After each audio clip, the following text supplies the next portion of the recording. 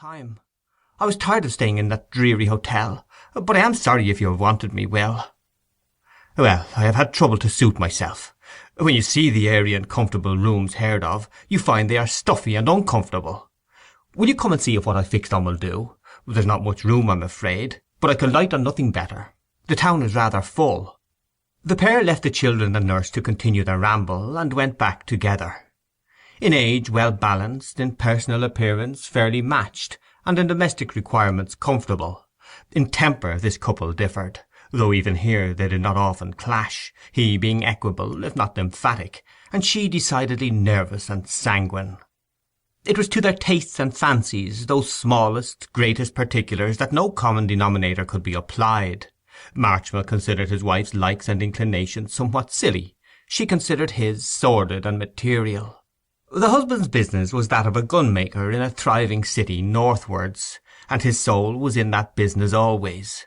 The lady was best characterized by that superannuated phrase of elegance, a votary of the muse.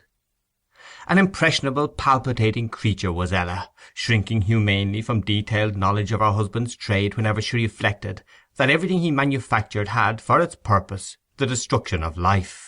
She could only recover her equanimity by assuring herself that some, at least, of his weapons were sooner or later used for the extermination of horrid vermin, and animals almost as cruel to their inferiors in species as human beings were to theirs. She had never antecedently regarded this occupation of his as any objection to having him for a husband. Indeed, the necessity of getting life least at all cost, a cardinal virtue which all good mothers teach, kept her from thinking of it at all till she had closed with William, had passed the honeymoon, and reached the reflecting stage. Then, like a person who has stumbled upon some object in the dark, she wondered what she had got, mentally walked around it, examined it, whether it were rare or common, contained gold, silver, or lead, were a clog or a pedestal, everything to her or nothing. She came to some vague conclusions, and since then had kept her heart alive by pitying her proprietor's obtuseness and want of refinement, pitying herself, and letting off her delicate and ethereal emotions in imaginative occupations, daydreams, and night-sighs, which perhaps would not have much disturbed William if he had known of them. Her figure was small, elegant, and slight in build, tripping, or rather bounding in movement.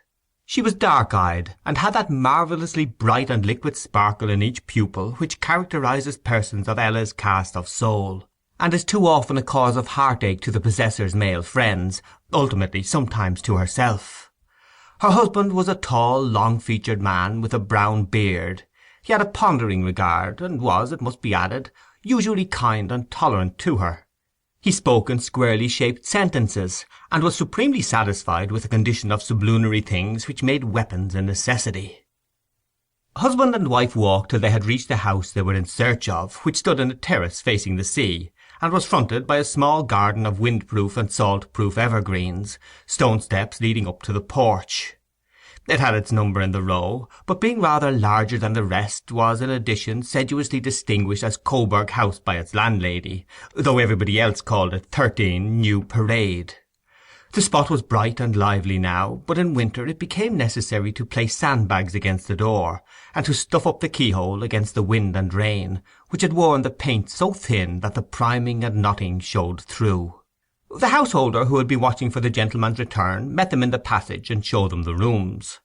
She informed them that she was a professional man's widow, left in needy circumstances by the rather sudden death of her husband, and she spoke anxiously of the conveniences of the establishment. Mrs. Marchmill said that she liked the situation and the house, but it being small there would not be accommodation enough, unless she could have all the rooms. The landlady mused with an air of disappointment. She wanted the visitors to be her tenants very badly, she said, with obvious honesty. But unfortunately 2 of the rooms were occupied permanently by a bachelor gentleman. He did not pay season prices, it was true, but as he kept on his apartments all the year round, and was an extremely nice and interesting young man who gave no trouble, she did not like to turn him out for a month's let, even at a high figure. Perhaps, however, she added, he might offer to go for a time. They would not hear of this, and went back to the hotel, intending to proceed to the agent's to inquire further. Hardly had they sat down to tea when the landlady called. Her gentleman, she said, had been so obliging as to offer to give up his rooms for 3 or 4 weeks, rather than drive the newcomers away.